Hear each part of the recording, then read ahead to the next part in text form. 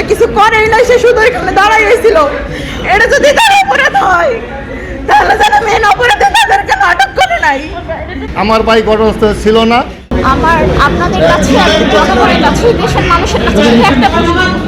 আমার হাজবেন্ড মোহাম্মদ আব্দুল্লাহ কাফি 5 তারিখ আমার মিসক্যারেজ, আমার অসুস্থতা জনিত কারণে সে ঢাকার বাসায় ছিল।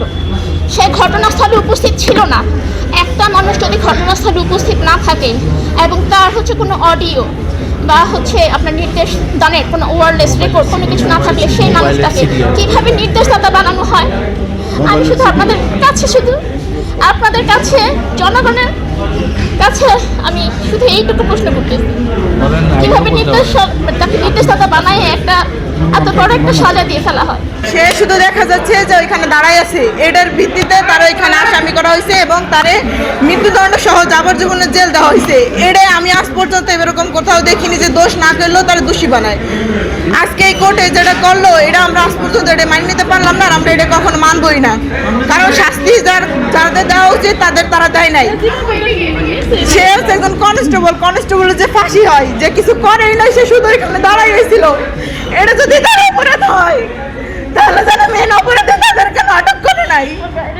এখানে যে 7 আসামি ধরা হয়েছে, এদের মনে করেন এমন সুন্দরভাবে সাজানো হয়েছে ঘটনাটা কেমন যেন এরাই করছে। এত পুলিশ ছিল, এত যারা করছে তাদের কিছুই বলে নাই, তাদের কিছুই করে নাই। আর যারা নির্দোষ মানুষ তাদের এভাবে ফাঁসানো হয়েছে। একজন কনস্টেবল সে কখনো এগুলো করে নাই, সেগুলো ভিডিও ফুটেজে দেখা যাচ্ছে। তারপরেও তার এগুলো শাস্তিগুলো দেওয়া হইলো। এগুলো আমি প্রসিকিউশনের কাছে জিজ্ঞেস করতে চাই, তারা কেন এরকম করলো? তারা কি একটু ঠিক মতো এটা ঠিক করতে পারলো না? একটু তদন্ত করলে এটা বেরোতে পারতো যে তারা এগুলো করছে কি করে নাই। তারা এগুলো ঠিক মতো তদন্ত করলো না করে তাদের একজন কনস্টেবল মানুষের যে ফাঁসি দিল, এগুলোকে ঠিক করলো তারা? এই বাংলাদেশের মাটিতে যে এটা দেখতে হবে, এটা আমি আগে কখনো ভাবতে পারি নাই। ঘটনার দিন আমি মোবাইলের মাধ্যমে সংবাদ পাইয়া আমি আশুলিয়া থানা থেকে 2 কিলোমিটার পশ্চিম দিকে কাইচাবাড়ি নামক স্থান থেকে আহত অবস্থায় আমার বাইকে আমি উদ্ধার করে নিয়ে আমি টাঙ্গাইলে চলে যাই। তারপরে ওই আংশিক সুস্থ হওয়ার পরে 8 তারিখ পুলিশ সুপার মহোদয় বরাবর তারা যোগদান করে।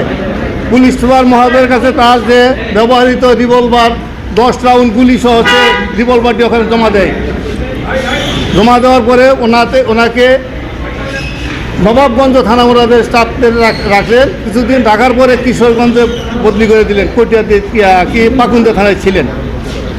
সেখানে আমরা ওই এলাকায় অনেক গেছি।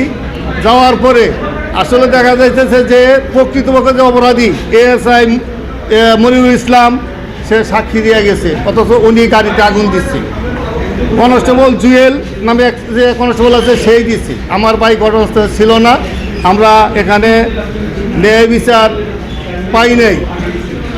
তদন্তকারী কর্মকর্তা জানালম সাহেব উনি প্রকৃতপক্ষে অপরাধী যে যারা তাদেরকে আড়াল করে যারা নির্দোষ মানুষ তাদেরকে এই মামলায় চার্জশিট দিয়েছে এবং এই মামলা তাদেরকে সাজা দিয়েছে। আমরা আপনাদের মাধ্যমে দেশবাসীর কাছে এই জিনিসটাই জানাতে চাই যে আমরা ন্যায় বিচার পাই নাই।